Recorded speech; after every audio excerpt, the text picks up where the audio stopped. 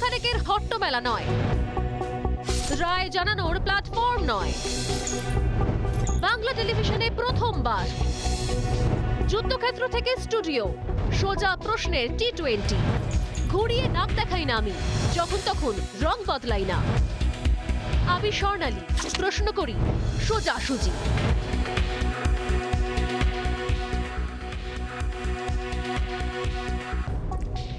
তৃণমূল কংগ্রেস যদি একটা জাহাজ হয়, তাহলে আজ যে সেই জাহাজে অজস্র ছিদ্র হয়েছে।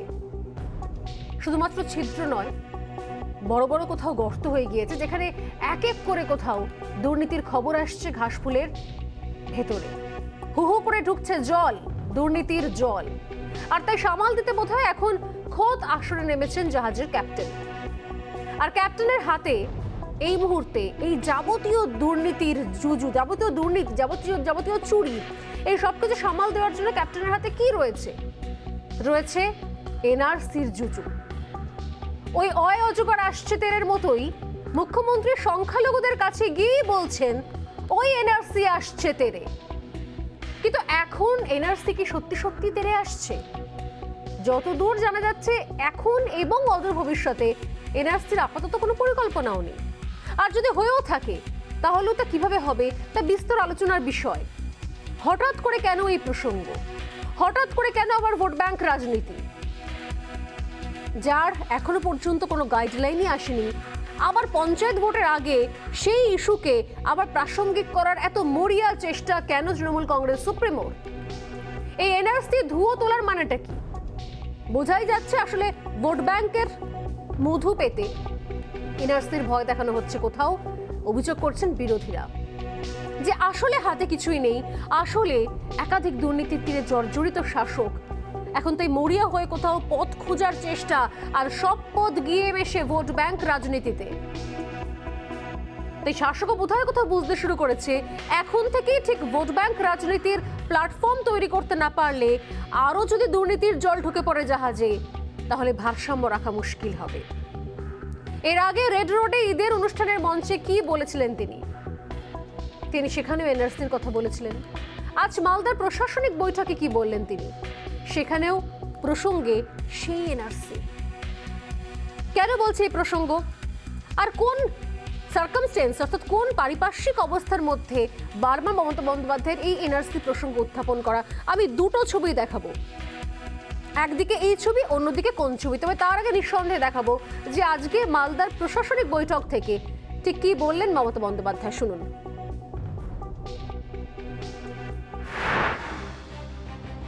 এনআরসি নিয়ে আবার কিন্তু চিঠি পাঠিয়েছে।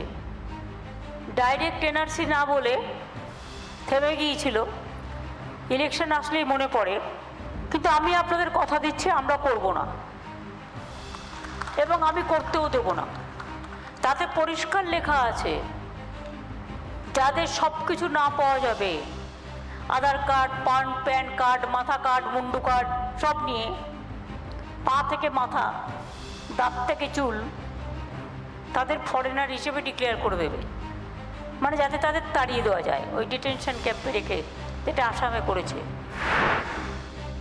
आज बोलते हैं इतिहास बदल लो, देश का संविधान बदल लो, जो भी मर्जी करते हैं। फिर एनआरसी लेके आया, मैं बोला मैं तो नहीं करने देगा, और कोई स्टेटमेंट किया होगा नहीं पता नहीं, मैं तो करने नहीं देगा।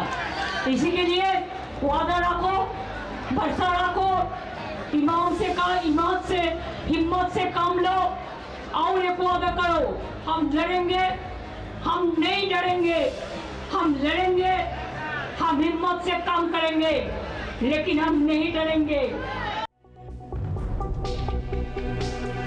আধার কার্ড, প্যান কার্ডের সঙ্গে মুখ্যমন্ত্রী মিশিয়ে দিয়েছেন মাথা কার্ড, মুন্ডু কার্ড। যদিও আমাদের জানা নেই মাথা মুন্ডু কার্ডের সঙ্গে আসলে একসারিতে প্যান কার্ড এবং আধার কার্ডকে বসানো যায় কি না। কিন্তু একটা ঘটনা সত্যি, যে সাগরদিঘির রেজাল্ট হালফিলে, সাগরদিঘির ভোটে যে হার হয়েছে শাসক দলের, সেটা বোধহয় কেউই শাসক দলের মেনে উঠতে পারছেন না। সংখ্যালঘু অধ্যুষিত ওই কেন্দ্রে হেরে গিয়েছে, গোহারা হেরে গিয়েছে ঘাসফুল শিবির। আর তারপরেই হয়তো কোথাও টনক নড়েছে, মনে হয়েছে একাধিক দুর্নীতি ইস্যুতে সংখ্যালঘু ভোট ব্যাংক পর্যন্ত আমাদের হাত থেকে বেরিয়ে গেল। সংখ্যালঘু ভোট ব্যাংক হারানোর ভয়। এবার ব্রহ্মাস্ত্র কি? সেই এনআরসি। শাসকের ঝুলি থেকে বেরিয়ে এসছে সেই পুরনো ট্রাম্প কার্ড, যাকে বলা হয় ব্রহ্মাস্ত্র, এনআরসি। যে ব্রহ্মাস্ত্র প্রয়োগ করলে আর সমস্ত দুর্নীতি, সমস্ত রকমের চুরি, সমস্ত রকমের কালো টাকা, সমস্ত রকম কাটমানি সব নাকি ধামাচাপা পড়ে যাবে। একটাই অস্ত্র, এনআরসি। এনআরসি শুধু নয়, এনআরসির ভয়। এনআরসি হবে, ভয় পান। ডিটেনশন ক্যাম্পে যেতে হবে, ভয় পান। আপনার মাথা কাট, মুন্ডু কাট লাগবে, ভয় পান।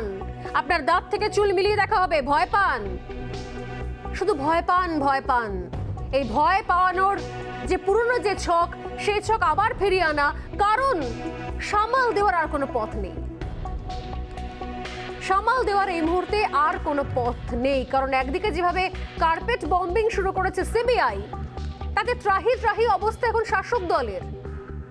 এই মুহূর্তে নাকি শাসক দলের অন্দর থেকে নতুন গান শোনা যাচ্ছে, একটা স্লোগান, যাক বাবা বেঁচে গেছি। অর্থাৎ যারা যারা কোথাও পার পেয়ে গেলেন অল্পের জন্য, যারা যারা কোথাও একটুর জন্য পার পেয়ে গেলেন, পরিত্রাণ পেলেন, তারা সেলিব্রেশন করছেন, মিছিল বের করছেন উৎসবের নাম, যে সিবিআই এর হাত থেকে আপাতত বেঁচে গেলাম, আপাতত অ্যারেস্ট হলাম না, বেঁচে গেছি বলি হতে হতে। সিরিয়াসলি, সিবিআই যদি বাড়িতে আসে এবং তারপর কয়েক ঘন্টা পর যদি বাড়ি থেকে ফেরত চলে যায়, পরে আবার কি হবে আমরা জানি না, কিন্তু যদি আপাতত ফেরত চলে যায়, তাহলে শাসক শিবিরে বিভিন্ন জায়গায় কোথাও মাংস ভাত রান্না হয়, কোথাও উৎসব হয়। একটা অদ্ভুত উৎসব, বেঁচে গেছি বলি হতে হতে উৎসব, যাক বাবা বেঁচে গেলাম উৎসব। কারণ বিচারপতি বদল হয়ে শেষ পর্যন্ত অকাল দিওয়ালি পালন হচ্ছে না শাসক দলের ভেতরে, কারণ সিবিআই অ্যাক্টিভ হয়ে রয়েছে। সিবিআই জায়গায় জায়গায় কার্পেট বম্বিং করছে। হাকিম নড়েছে কিন্তু হুকুম নড়েনি। গত 48 ঘন্টায় যেভাবে সিবিআই ইডি আয়কর, সিবিআই ইডি আয়কর, অর্থাৎ সিবিআই ইডি আইটি, তিনজনের ত্রিফলা যেভাবে কোথাও হানা দিয়েছে, শাসকের বিভিন্ন দরজায় কোথাও টোকা দিয়েছে, তাতে বলার অপেক্ষা রাখে না যে এই মুহূর্তে তদন্তের গতি একেবারে টপ গিয়ারে ছুটছে। আবাস, নিয়োগ, রেশন, মিড ডে মিল, এখন আবার শুনছি বন দপ্তরও নাকি দুর্নীতি হয়েছে। তা এত দুর্নীতির ঠেলায় প্রভাব আসন্ন পঞ্চায়েত ভোটে তো পড়বে, সেই আশঙ্কা তো রয়েছে। তাই আজ মালদার সভাতেও ফের ইডি সিবিআইকে আক্রমণ মমতা বন্দ্যোপাধ্যায়ের। এজেন্সির কাজ নাকি সব জায়গায় চোর খুঁজে বেড়ানো। তো তৃণমূল সুপ্রিমোর কি বললেন নেত্রী, শোনাবো।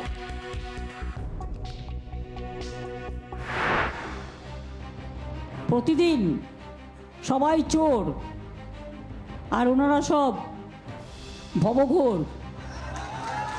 সবাই চোর, সবাই ডাকাত।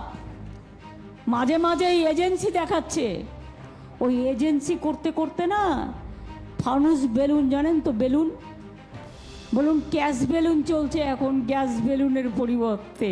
তৃণমূল কংগ্রেস সবাই চোর। তোর মধ্যপ্রদেশে কি হয়েছে আগে উত্তর দে, আগে উত্তর দে। মধ্যপ্রদেশে ভ্যাপাম নিয়ে কি হয়েছে? 54টা লোক মারা গেছে, মার্ডার হয়েছে। কেসে তদন্ত করতে গিয়ে আমাদের তদন্তে তো কেউ বাধা দেয়নি। যখন ইচ্ছে জালবাড়িতে ঢুকে যাচ্ছ, গভর্নমেন্টের পারমিশন ছাড়া কাগজপত্র নিয়ে আসছো। ভবিষ্যতে বুঝবে এগুলো কতটা ইললিগাল কাজ করছো। ইললিগাল কাজ চিরকাল সহ্য করবে না কেউ, এটা মাথায় রেখে দিও। অতএব কোথাও যেন ঢিল পড়েছে, ঢিল ঠিক জায়গাতেই পড়েছে।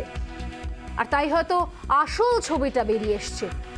সবার জানা মালদা জেলায় সংখ্যালঘু ভোটের প্রায় অর্ধেক, তাই ভোট ব্যাংক অটুট রাখতে সেই জেলার নবজোয়ারে যোগ দিলেন মমতা বন্দ্যোপাধ্যায়। আর নিঃসন্দেহে যোগ দিতেই হতো, কারণ জায়গায় জায়গায় নবজোয়ারে যে বিশৃঙ্খলার জোয়ার দেখতে পেয়েছি আমরা, যেভাবে কোথাও অবাধে ব্যালট লুট হয়েছে, শুধু ব্যালট লুট নয়, সেখানে টি শার্ট পর্যন্ত লুট হয়েছে, এমনকি যোগ দিতে এসে বিধায়কের পকেটমারিও হয়েছে। 12,000 টাকা মার গিয়েছে কোন এক বিধায়কের। অতএব সেখানে তাই হাল ধরতে হয়তো নামতেই হতো মমতা বন্দ্যোপাধ্যায়কে। অন্যান্য জেলার নবজোয়ারে অবশ্য মমতা বন্দ্যোপাধ্যায়কে দেখতে পাওয়া যায়নি। মালদায় তিনি গেলেন এবং সেখানে, যেখানে সংখ্যালঘু ভোট বড় ফ্যাক্টর। উত্তরটা আরও স্পষ্ট হলো যখন রেড রোডে ঈদের মঞ্চের পর মালদায় প্রশাসনিক সভাতেও এনআরসির সেই ট্রাম্প কার্ডটাই সামনে বেরিয়ে এলো। দুর্নীতির পাকে পড়ে এখন ঘাসফুলের কাছে কি মই বলতে সেই সংখ্যালঘু ভোট ব্যাংক, যে মইতে টুকটুক টুকটুক করে চড়ে আবার কোথাও মানুষের বিশ্বাস অর্জন করা যাবে, আবার কোথাও রাজ্যে বাংলা সভায় শ্রেষ্ঠ আসন লবে, এরকম একটা ব্যাপার রয়েছে। কারণ এখন রাজ্যের যে অবস্থা তাতে তো চারিদিকে সত্যি সত্যি চোরেদের সমাহার, সমাহার দিগু সমাস, সব চোরেদের সমাহার। অনেকেই নিন্দা করে বলছেন যে দল ভরে গেছে চোরে, তাই সংখ্যালঘু রাজনীতি মোড়ে মোড়ে। এই মুহূর্তে নিত্যদিনের দুর্নীতির মাইলস্টোন তৈরি হচ্ছে, রোজ সেই মাইলস্টোনে নতুন নতুন জিনিস যোগ হচ্ছে, সংখ্যা বাড়ছে, আর শাসকের কাছে উদ্ধারকর্তাকে ভোট ব্যাংক রাজনীতি, সংখ্যালঘু ভোট ব্যাংক। কোনো দিকে কোনো হুঁশ নেই। আমি একবার দেখাবো যে এই মুহূর্তে আপডেটেড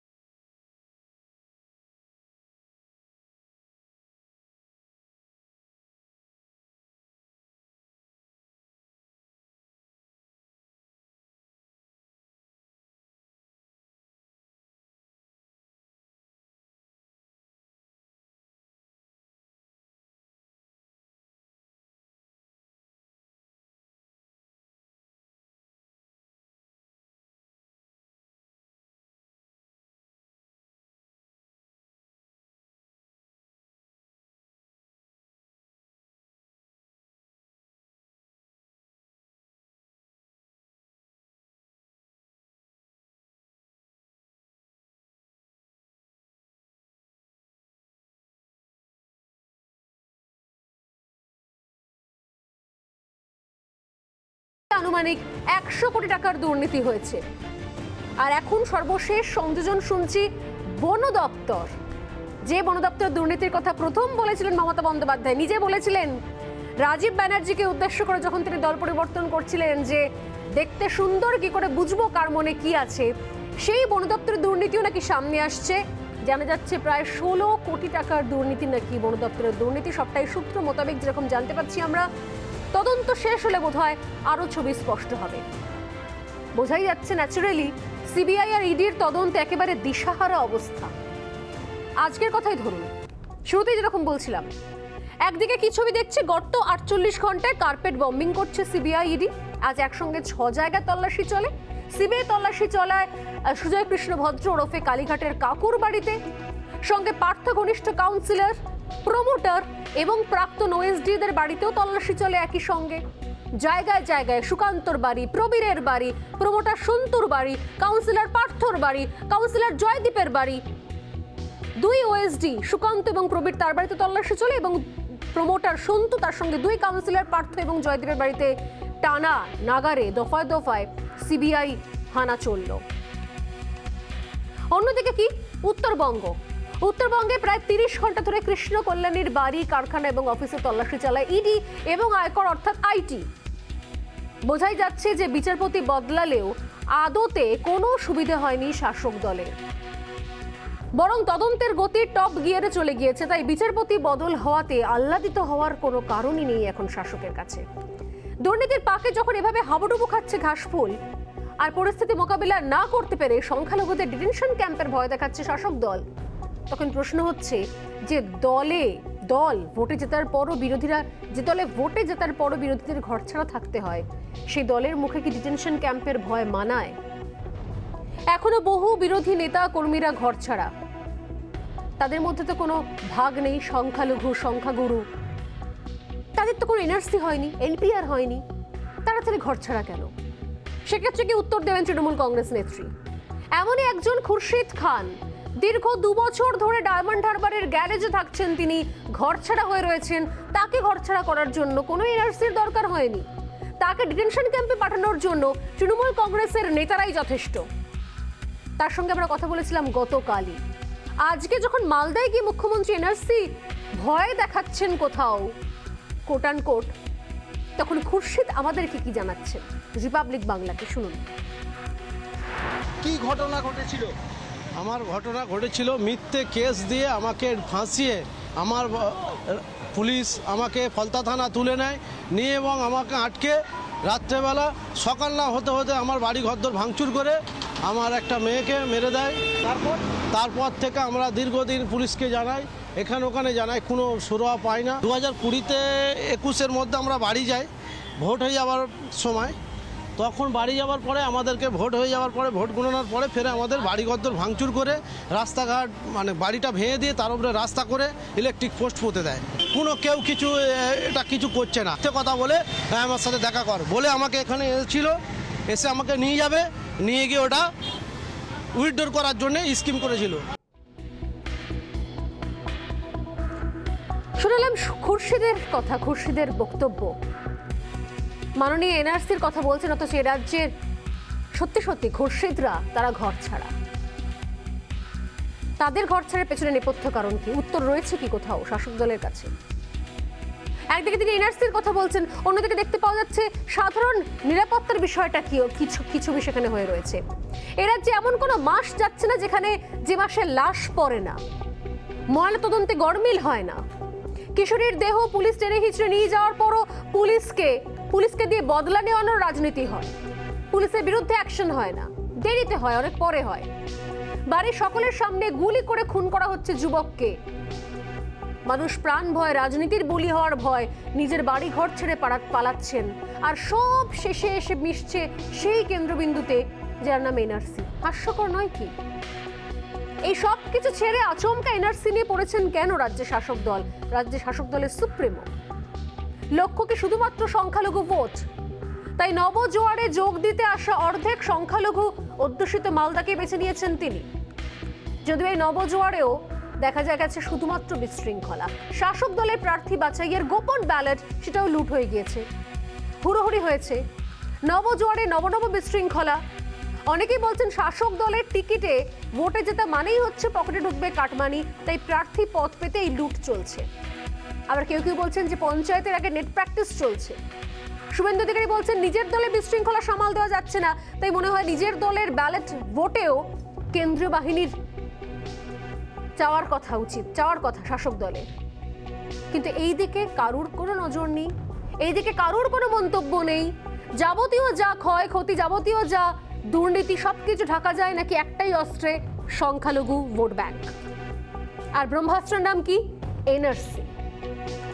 বলা ভালো এই মুহূর্তে পঞ্চায়েতের আগে আরো একবার এনআরসিকে প্রাসঙ্গিক করে ওই একটা মই দিয়ে, এনআরসি নামক মই দিয়ে টুকটুক করে আবার ওপরে উঠে গিয়ে এইটা ভাবা যে আসলে মানুষ সবাই সব ভুলেছেন, কারোর কিছু মনে নেই, কোথাও কোনো দুঃখ নেই, কোথাও কোনো অভাব নেই। শুধুমাত্র এনআরসিটা এই মুহূর্তে রাজ্যের এক এবং একমাত্র ইস্যু। সত্যি তাই কি? এই প্রশ্ন নিয়ে শুরু করছি আজকের সোজাসুজি স্বর্ণালী। তবে তার আগে চোখ রাখছি আজকের প্রতিবেদনে। আয়কর, ইডি, সিবিআই এত সহজে ছাড় নাই। মনে ভয়, মুখে হাসি, ঝান্ডা হাতে ঘাসফুল কর্মীরা উচ্ছ্বাসে বানভাসী।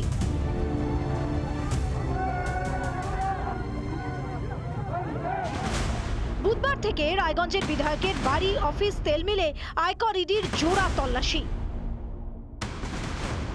বৃহস্পতিবার সকাল থেকে নিয়োগ দুর্নীতির তদন্তেও তেড়ে ফুঁড়ে নেমেছে সিবিআই। কলকাতা হাইকোর্টের বিচারপতি অভিজিৎ গাঙ্গুলির এজলাস বদলে যে অকাল দিওয়ালি পালন করেছিল তৃণমূল, সেই জোয়ারে ভাটা পড়েছে কেন্দ্রীয় এজেন্সির সাঁড়াশি চাপে। বৃহস্পতিবার 6 জায়গায় একযোগে সিবিআই হানা। একদিকে দুর্নীতি গেরো, আর অন্যদিকে হাতছাড়া সাগর দিঘি। কার্যত দিশেহারা শাসক কি বাঁচার পথ খুঁজছে সেই সংখ্যালঘু ভোট ব্যাংক রাজনীতিতেই? সংখ্যালঘু ভোট টানতে মালদার প্রশাসনিক সভায় ফের এনআরসি জুজু দেখালেন মুখ্যমন্ত্রী। এনআরসি নিয়ে আবার কিন্তু চিঠি পাঠিয়েছে, ইলেকশন আসলেই মনে পড়ে। কিন্তু আমি আপনাদের কথা দিচ্ছি, আমরা করব না। যাদের সব কিছু না পাওয়া যাবে, আধার কার্ড, প্যান কার্ড, মাথা কার্ড, মুন্ডু কার্ড, তাদের ফরেনার হিসেবে ডিক্লেয়ার করে দেবে, মানে যাতে তাদের তাড়িয়ে দেওয়া যায় ওই ডিটেনশন ক্যাম্পে রেখে, যেটা আসামে করেছে। এক রামে রক্ষে নেই, দোসর সুগ্রীব। বেনিয়মে শিক্ষক নিয়োগের দুর্নীতির আবহেই অনিয়মের অভিযোগে বন সহায়কের পদে নিয়োগ বাতিল কলকাতা হাইকোর্টের। 2020 সালের সেপ্টেম্বর অক্টোবর মাসে বন সহায়ক পদে নিয়োগের জন্য ইন্টারভিউ হয়। 2000-এ বন সহায়ক শূন্য পদের জন্য শিক্ষাগত যোগ্যতা ছিল 8ম শ্রেণী পাস। কিছু লোককে বেআইনিভাবে নিয়োগের অভিযোগ ওঠে। মেসেজ করে চাকরির খবর যায় চাকরি প্রার্থীদের কাছে। সেই সময় রাজ্যের বনমন্ত্রী ছিলেন রাজীব বন্দ্যোপাধ্যায়। আগামী 2 মাসের মধ্যে আবার নতুন করে ইন্টারভিউ নিয়ে নিয়োগ প্রক্রিয়া শেষ করার নির্দেশ দেয় কলকাতা হাইকোর্ট। দুয়ারে পঞ্চায়েত, জোয়ারে বিশৃঙ্খলা, দুর্নীতির পাঁকে পা ডুবিয়ে ভোটের বৈতরণী পার করা কার্যত শাসকের কাছে চ্যালেঞ্জ। এই আবহে সংখ্যালঘু ভোট ব্যাংক টানার নতুন খেলায় আদৌ সফল হবে শাসক? দুর্নীতির পাঁকে ডুবে ভোট ব্যাংক আঁকড়ে ধরার চেষ্টা, দুর্নীতির ধাক্কা, সংখ্যালঘু ভোটই ভরসা ঘাসফুলের। সংখ্যালঘু ভোট পেতে এনআরসি জুজু শাসক দলের। টপ গিয়ারে তদন্ত, বিচারপতি বদলে শাসকের কি আদৌ কোনো লাভ হলো? বন দপ্তরেও চাকরি চুরি, আর কত চাকরি চুরি দেখবে বাংলা? আজ এই প্রশ্নগুলি সোজাসুজি করবে স্বর্ণালী। এই নিয়ে কথা বলতে এই মুহূর্তে আমাদের সঙ্গে যারা স্টুডিওতে রয়েছেন বিজেপি মুখপাত্র দেবজিৎ সরকার, রয়েছেন শাসক দলের পক্ষ থেকে সুদীপ্ত সরকার, রয়েছেন পদ্মশ্রীপ্রাপ্ত শিক্ষাবিদ কাজী মাসুম আক্তার এবং রয়েছেন চিকিৎসক এবং নাগরিক কণ্ঠ বলতে পারি আমরা শান্তরূপ দে। চারজনকে স্বাগত রিপাবলিক বাংলায় এবং সোজাসুজি স্বর্ণালীতে। আমার বক্তব্য হচ্ছে এই মুহূর্তে এত ইস্যু, দেবজিতের কাছে শুরুতেই আসবে। একদিকে আইন শৃঙ্খলা ইস্যু, 1 মাসে 3টে খুন, অন্যদিকে দুর্নীতি ইস্যু, আর এই সব কিছু ছেড়ে এই মুহূর্তে প্রাসঙ্গিক হচ্ছে শুধুমাত্র এনআরসি, যার কোনো নোটিফিকেশন আদৌ এসেছে বলে কিন্তু আমাদের কারোর কাছে কোনো খবর নেই। কিন্তু এনআরসি জুজু, ডিটেনশন ক্যাম্প এবং সেই সংক্রান্ত বিষয়, সংখ্যালঘুদের কি করুণ পরিণতি হতে পারে, সেই বিষয়টা শুধুমাত্র আলোচনায় চলে আসছে। সেই বিষয়টা হয়ে যাচ্ছে প্রাসঙ্গিক রাজ্যের শাসক দলের কাছে, মুখ্যমন্ত্রীর কাছে। বাকি দুর্নীতি, বাকি চুরি, বাকি আইন শৃঙ্খলার অবনতি, বাকি পুলিশের নিষ্ক্রিয়তা, এমনকি নিজের দলের ব্যালট লুট, কোনো বিষয় হচ্ছে না প্রাসঙ্গিক। শুধুমাত্র সব কিছু ছেড়ে শুধুমাত্র এনআরসি। কোন ম্যাজিকে? একটা কথা এখানে বলতে হবে যে কেন এটা হচ্ছে, কারা সংখ্যালঘুদের জন্য কি উন্নয়নের প্রস্তাবনা আসছে, এনআরসির সঙ্গে সংখ্যালঘুদের উপর উৎপীড়নের তত্ত্ব কারা খাড়া করছে, কেন খাড়া করছে। প্রথম কথা হচ্ছে এনআরসির সঙ্গে সংখ্যালঘু, এই দেশের সংখ্যালঘুদের উৎপীড়নের কোনো সংযোগ নেই। এনআরসির সঙ্গে আমাদের পার্শ্ববর্তী রাষ্ট্র দ্বয় বাংলাদেশ এবং পাকিস্তান এবং আফগানিস্তানের কিছুটা অংশ বটে, এই যেগুলো সংলগ্ন অংশ, যারা কিনা 1946-এর বা ডাইরেক্ট অ্যাকশন দেখেছেন, সেই অংশের যারা হিন্দু মানুষ, যারা কিনা 47-এর দেশভাগ দেখেছেন এবং দেশভাগ দেখার পরে তারা নিজ দেশে পরবাসী হয়েছেন শুধুমাত্র ধর্মীয় কারণে, ধর্মীয় উৎপীড়নের শিকার হয়েছেন।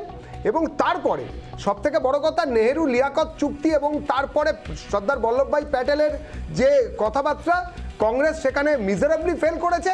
আমরা পরিষ্কারভাবে এই দেশগুলোর যারা সংখ্যালঘু, অর্থাৎ হিন্দু মানুষ, হিন্দু, খ্রিস্টান এবং বৌদ্ধ, জৈন, যারা সোজা কথায় যে কারণে দেশভাগ হয়েছিল, যে মুসলমান একটি আলাদা জাতি, তারা এই ভারতবর্ষের মধ্যে থাকতে পারবে না, তাদের জন্য একটা আলাদা দেশ চাই, তারা দেশ চেয়েছিলেন। এবং অন্য যারা ধর্মের লোক বা সম্প্রদায়ের লোক, তারা ওই দেশগুলোতে সংখ্যালঘু, তারা প্রতারণার শিকার হয়েছে, প্রচন্ডভাবে অত্যাচারের শিকার হয়েছে এবং তারা পালিয়ে আসতে বাধ্য হয়েছে। এই বিষয়গুলো তো আমাদের জান, আমরা এই বিষয়ে নিয়ে বহুবার আলোচনা করেছি দেবজিৎ। আমার প্রশ্ন হচ্ছে এই সময় দাঁড়িয়ে কেন এনআরসি প্রসঙ্গ? আমি ওই কথাতেই আসছি। আজকে এনআরসির জন্য উনি দাঁড়াচ্ছেন। একদিন তো এই পোরাস বর্ডার, আমাদের 22,000 কিলোমিটার পোরাস বর্ডার এই পশ্চিমবঙ্গের এবং একটা সীমান্তবর্তী অঞ্চল, প্রত্যেকটা জেলার সংখ্যা বেড়েছে, জনসংখ্যা বেড়েছে, অদ্ভুতভাবে বেড়েছে। এই জনসংখ্যা তাহলে কিভাবে বেড়েছে? এটা কি তাহলে জনসংখ্যা নিয়ন্ত্রণ, যার মন্ত্রী অবশ্য মুখ্যমন্ত্রী আমাদের এই রাজ্যের মমতা বন্দ্যোপাধ্যায় বটেন, তিনি তাহলে মিজারেবলি ফেল করেছেন একদিকে, অথবা ইনফিল্ট্রেশন হয়েছে, অনুপ্রবেশ হয়েছে, যার জন্য একদিন মুখ্যমন্ত্রী, যেদিন মুখ্যমন্ত্রী ছিলেন না, যখন উনি এমপি ছিলেন, তখন উপ স্পিকারের হাতে, ডেপুটি স্পিকারের টেবিলের ওপরে কাগজ ছিঁড়ে উড়িয়ে দিয়েছিলেন। এবং সেই সময় যারা এইখানে ক্ষমতায় ছিলেন, সিপিএম এবং সিপিআই, তারা বলেছিলেন, তাদের যারা অন্য সময় বা কেন্দ্রীয় সরকারে ছিলেন, তাদের স্বরাষ্ট্রমন্ত্রী, উপস্বরাষ্ট্রমন্ত্রী, তারা সব বলেছিলেন 1 কোটি 1.5 কোটি তারা মুসলিম ইনফিল্ট্রেশন এই রাজ্যে হয়েছে। আমার কথা পরিষ্কার, এনআরসি নিয়ে এখানকার নাগরিক মুসলমানদের ভয় পাওয়ার কোনো কারণ নেই, কিন্তু মমতা এই জিনিসকে বারবার বলছেন শুধুমাত্র মুসলিমদের খেপিয়ে কিছু ভোট তুলে আনার জন্য। এটা কি আদৌ সম্ভব হবে? আমি এই জায়গা থেকে আসছি, বিচারপতি তো বদল হলো, কিন্তু হুকুম তো নড়লো না। আমি আসবো সুদীপ্তবাবুর কাছ থেকে। আপনারা হয়তো অনেকেই আপনাদের দলে আমি দেখছিলাম যে সোশ্যাল স্ট্যাটাস আপডেট করছিলেন, আপলোড করছিলেন যে অকাল দিওয়ালি, এবার নাকি অকাল দিওয়ালি হবে, নাকি দারুণ খুশির খবর, বিচারপতি অভিজিৎ গাঙ্গুলি সরে গেলেন। কিন্তু দেখলাম কি আমরা, হাকিম নড়লো কিন্তু হুকুম নড়লো না। জায়গায় জায়গায় সিবিআই রেড চলছে, নিয়োগ দুর্নীতিতে কালীঘাটের কাকুরবাড়ি পর্যন্ত আবার পৌঁছে গেছে, আরো তথ্য চলে আসছে। পার্থ চট্টোপাধ্যায়ের বাকি সমস্ত সাগরেদদের বাড়িও চলে যাচ্ছে সিবিআই, আরো নাম পাওয়া যাচ্ছে, প্রমোটার, কাউন্সিলর, ওএসডি। এই সব কিছু থেকে পালাবার রাস্তা, এই সমস্ত দুর্নীতি থেকে বেঁচে ওঠা, ভেসে ওঠার রাস্তা একমাত্র এনআরসিমই। এই ইস্যুগুলো মনে হচ্ছে না যে কোনোটাই প্রাসঙ্গিক, শুধুমাত্র এই সময় দাঁড়িয়ে এনআরসি ইস্যুটাকে নিয়ে কথা বলা দরকার বলে মনে হচ্ছে আপনাদের, সুদীপ্ত বাবু?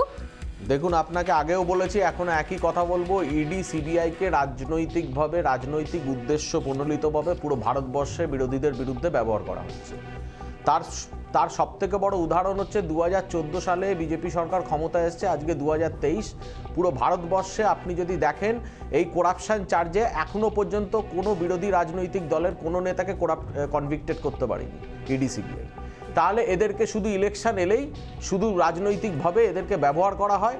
আজকে লোকের বাড়িতে রেড করানো হয়, তাদেরকে রাজনৈতিকভাবে বিরোধীদেরকে কি করে টানানো যায়। দুর্নীতি হয়নি, আরে চোর আপনাকে ধরার তো কোনো আমি প্রয়োজনীয়তা বলছি নেই। যে যদি তাহলে হয় অভিজিৎ সেটা গাঙ্গুলি বিচার সরে যাওয়ার পরে করবে তো এত সেলিব্রেশন কেন হয়েছিল? আরে মহা মুশকিল তো, বিচার করবে কোর্ট। আপনি বিচার করবেন না, আমি বিচার করব না। আরে বিচার তো কোর্টই করছে, কোর্টের বিচারে সিবিআই হচ্ছে, মশাই কোর্টের বিচারে এনে এসেছে। আজকে কোর্টের বিচারে আলটিমেট রায়টাকে আসতে দিন না। আলটিমেট তো এখনো পর্যন্ত তো চার্জশিট দাখিল করতে পারছে না। আলটিমেট রায় পর্যন্ত আপনারা তাহলে অপেক্ষা করতে পারেননি, আপনারা তার আগে অকাল দিওয়ালি পালন করতে শুরু করেছিলেন। তদন্ত শেষ হচ্ছে না কোনো কেসের, তদন্ত শুধু ইলেকশন পর্যন্ত চলেই যাচ্ছে। আলটিমেট রায় না আসার আগে, শুনুন না মশাই, আলটিমেট রায় না আসার আগে আপনারা পার্থ চট্টোপাধ্যায়ের এগেইনস্ট ব্যবস্থা নিলেন কেন? আলটিমেট রায় তো আসেনি। এই যে আপনাদের বীরকেষ্ট গরুব্রত যে তিহারে আছেন, সেটা কি বিজেপির কোন নেতার নির্দেশে? ইলেকশন এজেন্ডা ছাড়া আর কিছু না। না, আমি জিজ্ঞেস করছি, এই যে বীরকেষ্ট, তৃণমূলের বীরকেষ্ট গরুব্রত যে তিহার জেলে আছেন, তার মেয়ে যে আছেন, তার আজকে আপনাদের বান্টিমুন পার্থবাবু যে জেলে আছেন, এগুলো কি বিজেপির নির্দেশে আছে? বিজেপির নির্দেশে আছে? একটা বিরোধী দলের নেতাকে কনভিক্ট করেছে। ঠিক আছে, আমি বলছি তো পুরো ভারতবর্ষ জুড়ে কজনকে জেলে পুরেছেন বলুন। এই মুহূর্তে শুভেন্দু অধিকারীর একটা রিঅ্যাকশন আমরা পেয়েছি। এই যে এনআরসি নিয়ে আমরা কথা বলছিলাম যে হঠাৎ করে কিসের ভিত্তিতে, কোন গ্রাউন্ডে, কোন নোটিফিকেশন, কোন গাইডলাইনের ভিত্তিতে হঠাৎ করে ডিটেনশন ক্যাম্পে পাঠানো হবে, এনআরসির বিষয় আসে। এই বিষয়টা হঠাৎ করে মালদায় গিয়ে বললেন মুখ্যমন্ত্রী, তার প্রেক্ষিতে শুভেন্দু অধিকারী কি বললেন এই মুহূর্তে এক্ষুনি সেই বক্তব্য এসেছে আমাদের কাছে, একবার শুনিয়ে দেবো আপনাদেরকে। কি বললেন শুভেন্দু অধিকারী? রেসপন্সিবল চেয়ারে ভয়ঙ্কর কথা বলেছে। আমি তো সুপ্রিম কোর্টে যাব। জাতীয় নাগরিক পুঞ্জি তিনি আজকে যা বলেছেন, আমি ওনার ভিডিও রেকর্ডিং ইংলিশে ডাবিং করছি। আমি 3 দিনের মধ্যে উনি যদি ক্লারিফিকেশন দেন, আমি লিডার অব অপোজিশন হিসেবে বলছি অন রেকর্ড, এনআরসির কাগজ দেখাতে হবে। সেকেন্ড থিং দেখাতে হবে ডিটেনশন ক্যাম্প কোথায় কোথায় তৈরি হয়েছে। তারপরে না করলে সুপ্রিম কোর্টে যাব। কাজী মাসুম আক্তারের কাছে আসবো। হঠাৎ করে কেন প্রাসঙ্গিক হয়ে গেল? আমি আবারও বলছি, দুর্নীতির তদন্ত এখনো শেষ হয়নি। তার আগে ব্যবস্থা নেওয়া হয়ে গেছে পার্থ চট্টোপাধ্যায়ের ক্ষেত্রে, এখনো তার আরো বেশি সাগরেদদের নাম চলে আসছে। অনুব্রত মণ্ডল তিনি তিহারে, তার মেয়ে তিহারে। নিয়োগ দুর্নীতির ইস্যুতে আরেক মন্ত্রী তার গোটা পরিবার নিয়ে এই মুহূর্তে জেলে রয়েছেন। সেই সময় দাঁড়িয়ে সবকিছু ছেড়ে শুধুমাত্র এনআরসি, মানে সংখ্যালঘু এখনো ভোট ব্যাংক হয়ে রইল শাসকের কাছে। আর সংখ্যালঘু এমন একটা ভোট ব্যাংক যাকে যেমন বোঝানো হয়, যেমন ভয় দেখানো হয়, তারা ভয় পেয়ে যায়। তারা ভয় পেয়ে আবার সব ভুলে যায়, সব চুরি ভুলে যায়, সব দুর্নীতি ভুলে যায়। তারা আবার ভাবে কি না আবার ডিটেনশন ক্যাম্পে যেতে হবে না।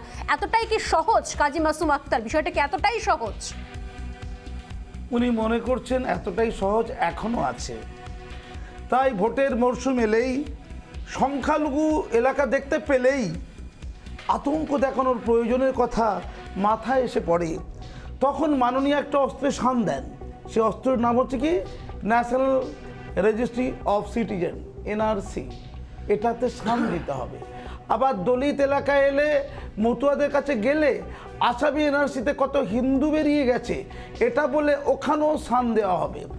সংখ্যালঘু মুসলমানদের কথা বলছেন, তারা এখনো বোকা হয়ে আছে, তারা এখনো নির্বোধ মনে আছে। এটা মনে করছে কেন বলুন তো? ওই যে খিলাফত কমিটি ওই নামাজের অনুষ্ঠানে রেড রোডে তাকে যেভাবে ডেকে এনআরসির কথা বলতে সুযোগ করে দিল, মাননীয় তো ধারণা হবেই যে এখনও এরা বোকাই আছে, তাই এদের ভয় দেখাতে হবে, তাই ভয় দেখাচ্ছে। আমার একটা কথা বড্ড মনে হচ্ছে জানেন তো, এনআরসি নিয়ে এত কথা বলে যে ক্লিস হয়ে গেছে ব্যাপারটা, গোটা রাজ্য জেনে গেছে। শুধু যদি এই অনগ্রসর বর্গ জানতে না পারে, এদের পাপে এদের ভুগতে হবে। আমি সেই মাননীয় রেজ্জাক মোল্লার একটা কথা বড্ড মনে পড়ছে, একটু কষ্ট লাগছে আমার বলতে। উনি বলেছিলেন কালীঘাটের ময়না সত্য কথা সত্য কথা কয় না, এরা বলেছিলেন। তো পূর্ব মেদিনীপুরের যিনি এসপি, তিনি ময়নার ঘটনায় সেই বিজয় কৃষ্ণ ভূঁইয়া, তিনি ভূঁইয়ে মানে মাটিতে মিশে গেলেন, অথচ কোথাও যেন তথ্য লোপাটের প্রধান দায়িত্ব তিনি নিলেন, তিনি মাটিতে মিশে গেলেন। আর সুজয় কৃষ্ণ ভদ্র, তিনি এতটাই ভদ্র, তিনি কত সুন্দর ট্যাকেল করে, যে সিবিআই গেছে তারা কি জানে না, মানে তাদের জানা দরকার। সুজয় এতটাই ভদ্র, উনি তো ভূঁইয়া নন, উনি ভদ্র, উনি তার তথ্য ধরতে গেলে সহজে পাবে না, অত্যন্ত পণ্ডিত উনি, এত সুন্দর খেলুড়ে ভাবা যায় না।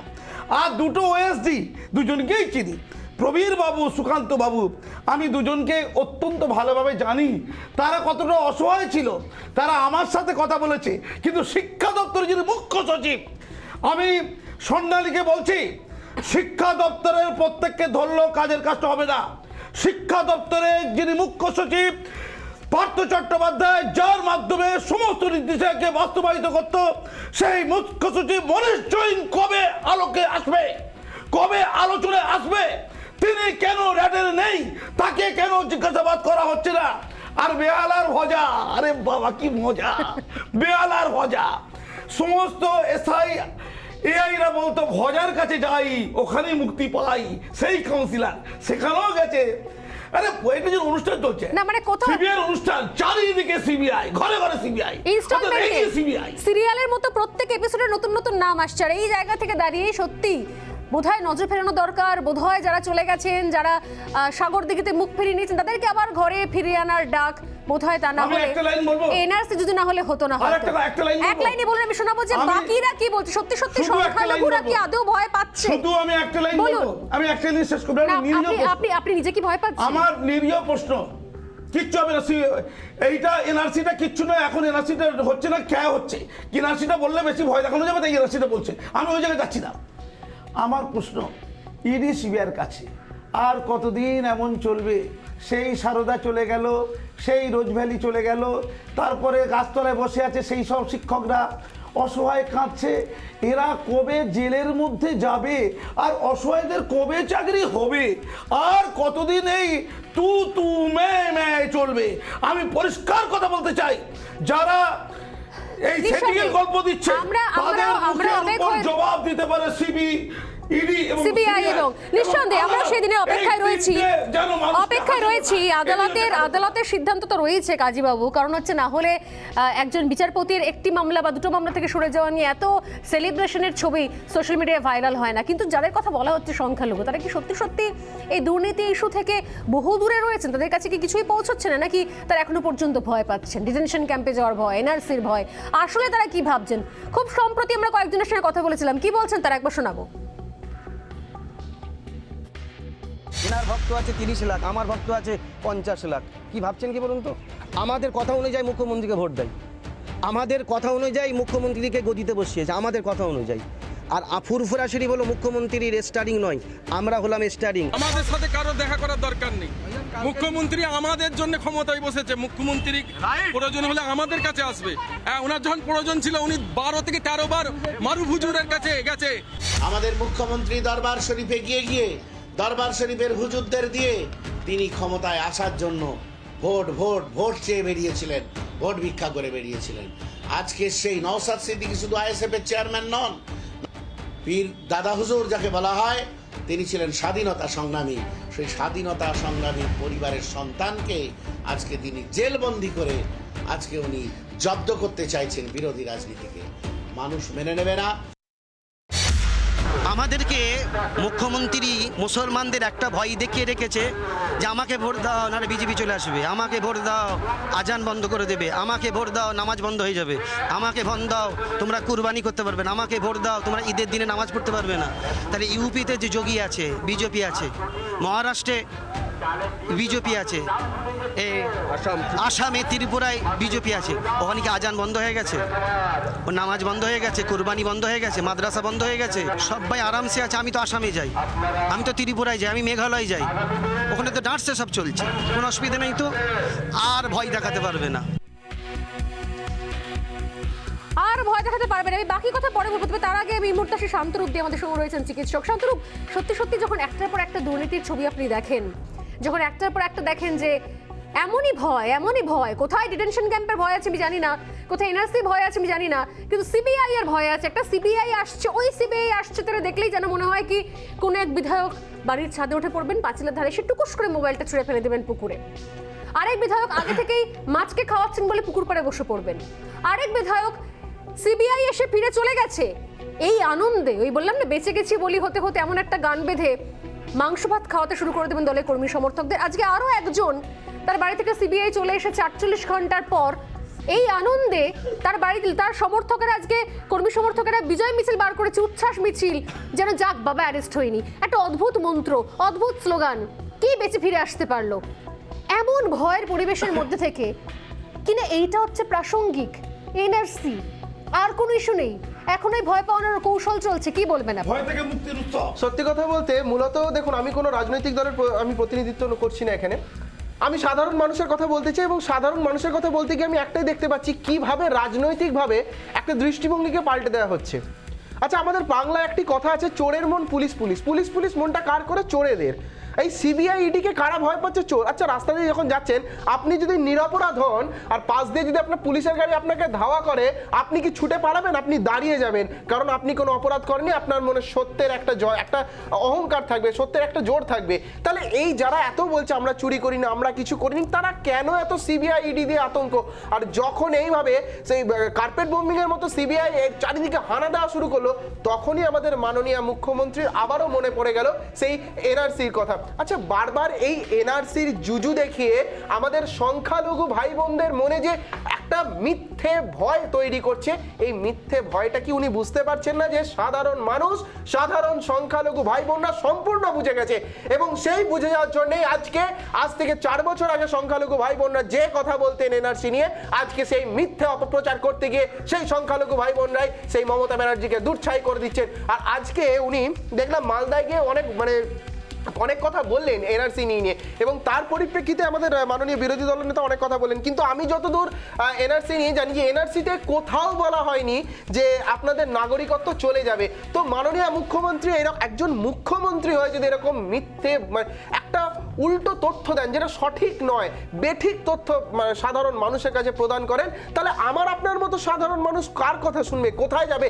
আমার মনে হয় তিনি রাজনৈতিক লিডার যে দলেরই হোক না কেন, তিনি কিন্তু মুখ্যমন্ত্রী, গোটা পশ্চিমবাংলার 10 কোটি মানুষের মুখ্যমন্ত্রী। তাই এই রকম মিথ্যে বিবৃতি দেওয়া তার কাছে বড়ই একটি নক্কারজনক ঘটনা, অন্যতম ঘটনা। আর শুধু তাই না, একটা আমরা মনে হয় কি এই জায়গা থেকে হয়তো আর কোনো রাস্তা আছে কি, সুদীপ তো ওরা বলতে পারবেন, সত্যি সত্যি আর কোনো রাস্তা আছে কি? তবে তার আগে এই মুহূর্তে বলি, অলোক রয় এই মুহূর্তে আমাদের সঙ্গে উত্তরবঙ্গ থেকে যোগ দিয়েছেন।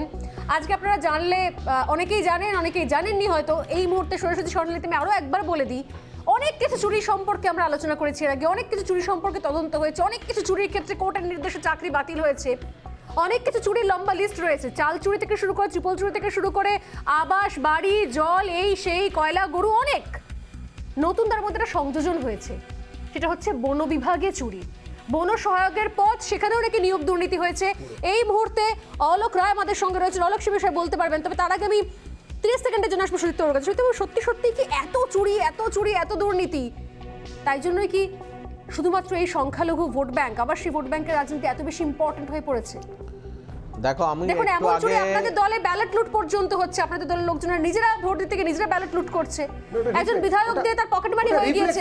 ওটা রিফ্লেক্স অ্যাকশন, ব্যালট দেখলে লুট করতে ইচ্ছে করে। এটা একটা ঠিক আছে, এটা বলতে 30 হবে। সেকেন্ড। আমার নাম সুদীপ্ত বাবু 30 সেকেন্ড প্লিজ টাইমার দাও। সুদীপ্ত বাবুর কাছে আসবে, তারপর অলোকের একটু কাছে আগে আমাদের দেবজিৎদা যে প্রসঙ্গগুলো তুললো, তাতে দেবজিৎদা পুরো যে একটা সাম্প্রদায়িক দল থেকে আসে, এটা পুরো তার হিন্দু মুসলিম এইসব নিয়ে বলে বালে একটা জায়গা তৈরি করে। হিন্দুদের পক্ষে ঠিক আছে, এটা তো একদম তার পার্টি লাইন সে বলেছে, কারণ তারা তো পুরো একটা সাম্প্রদায়িক দল, সেটা আমাদেরকে আলাদা করে আর বোঝাতে হবে না।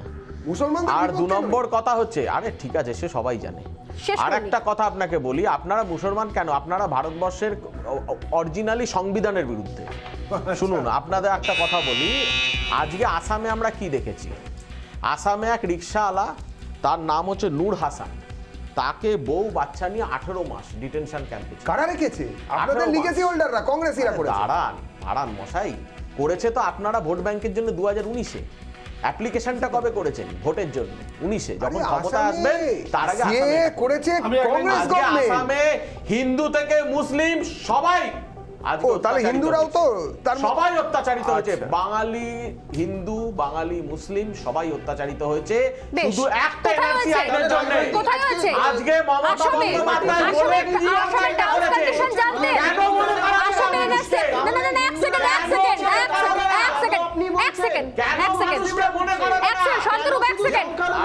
আমি একজনের দেখাচ্ছি, দাঁড়া একজন ছবি দেখাই। খুরশিদ খান, এক সেকেন্ড খুরশিদ খানের ছবি দেখাতে বলবো, উইন্ডোয়ে খুরশিদ খানের ছবি দেখাতে বলবো, এক সেকেন্ড খুরশিদ খানের ছবি দেখাতে বলবো, খুরশিদ খানের ছবি দেখাতে বলবো। এই হচ্ছে খুরশিদ খান। আপনি আপনাকে আসামের উদাহরণ দিচ্ছেন, আমি আপনাকে আমার রাজ্যের উদাহরণ দেব, পশ্চিমবঙ্গের উদাহরণ দেব। খুরশিদ খান এনার নাম। এই খুরশিদ খান বাড়িছাড়া হয়ে রয়েছে কোন এনআরসির জন্য নয়, জাহাঙ্গীরের জন্য, ডায়মন্ড হারবারের জাহাঙ্গীরের জন্য। আপনার আরে মশাই, এনআরসি প্রসঙ্গে কি দরকার? খুরশিদ খানের সংখ্যালঘু বাড়িছাড়া কেন? এই রাজ্যে মুসলমানদের বাড়ি চালা হতে আপনি হবে। আসামের উদাহরণ দেবেন, আমি আপনাকে আমার রাজ্যের উদাহরণ দেব। কোটি কোটি টাকা দিল্লি থেকে চুরি করে এনে আপনি আসামের উদাহরণ দেবেন, আমি আপনাকে পশ্চিমবঙ্গের উদাহরণ দেব।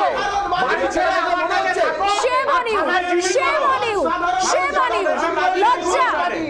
অলোককে দেব প্লিজ, সময় শেষ। অলোক রায়ের কাছে আসবো। Thank you so much. Alok রায়ের কাছে আসবো। অলোক আমি জানতে চাই, আপনি দীর্ঘদিন ধরে আন্দোলন করছেন, সময় আমার একদম শেষ। কেন আন্দোলন করছেন? কেন এই চুরি? মুখ্যমন্ত্রী বলেছিলেন একসময় রাজীব ব্যানার্জিকে দেখতে সুন্দর ফর্সার মতো বুঝতে পারিনি। প্রথম অভিযোগ করেছিলেন মুখ্যমন্ত্রী মমতা বন্দ্যোপাধ্যায়, সেই রাজীব ব্যানার্জি আবার ফিরে এসেছেন, কিন্তু বন দপ্তরের নিয়োগ দুর্নীতি নিয়ে কোনো ক্লিয়ার ছবি আমাদের কাছে আসেনি। অলোক আপনি আমাদের যদি বলতে পারেন বলুন প্লিজ। অলোক রায়। দেখুন দিদি, আজকে আমরা পশ্চিমবঙ্গে একটা জিনিস দেখতে পাচ্ছি পরিষ্কার, আজকের জিনিসটা আমরা বনসহায়ক পদে আমরা 2020 সালে যেটা বিজ্ঞপ্তি জারি হয়, সেখানে আমরা সেখানে পরীক্ষা দেই এবং ইন্টারভিউ দেই। সেখানে একটা জিনিস দেখতে পেলাম, আমরা যে পরীক্ষা দিলাম সেই পরীক্ষায় আমাদের যে মেধা তালিকা, সেই মেধা তালিকাটা প্রকাশ করা হয়নি। আর মেধা তালিকা প্রকাশ না করার পরে রাজ্য জুড়ে একের পর এক রেঞ্জ অফিসে বিভিন্ন বনকর্মী বা বনসহায়ক, যাদের বনসহায়ক নিয়োগ করা হয়েছিল, সেই বনসহায়ক কিন্তু একের পর এক নিয়োগ জয়েন হতে শুরু করলো। সেটা একটা সব থেকে বড় প্রশ্নের বিষয়। আমরা যে পরীক্ষা দিলাম সেই পরীক্ষার যে মেধা তালিকা, সেই মেধা তালিকা কিন্তু প্রকাশ করা হয়নি। আর সেই একের আমি রক্ষে নেই সুগ্রীব দোষর। এমনি নিয়োগ দুর্নীতি নিয়ে আর মুখ রাখার জায়গা নেই শাসকের। নতুন অ্যাড হলো আবার বন দপ্তরের দুর্নীতি। আমরা এই নিয়ে আবারও কথা বলবো, একদম সময় শেষ, এক লাইনে কাজীদা, এক লাইন।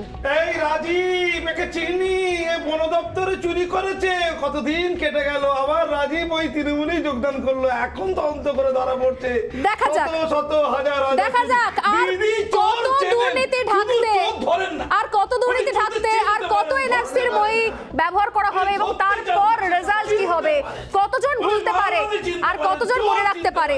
প্রত্যেককে ধন্যবাদ জানিয়ে আজকে ডিবেট এখানেই শেষ করছি। ফিরে আসছি বিরতির পর, সঙ্গে থাকুন।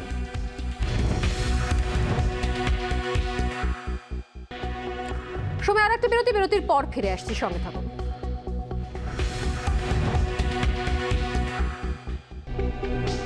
সোজাসুজি স্বর্ণালী আজ এই পর্যন্তই। নমস্কার, আবার দেখা হবে আগামীকাল।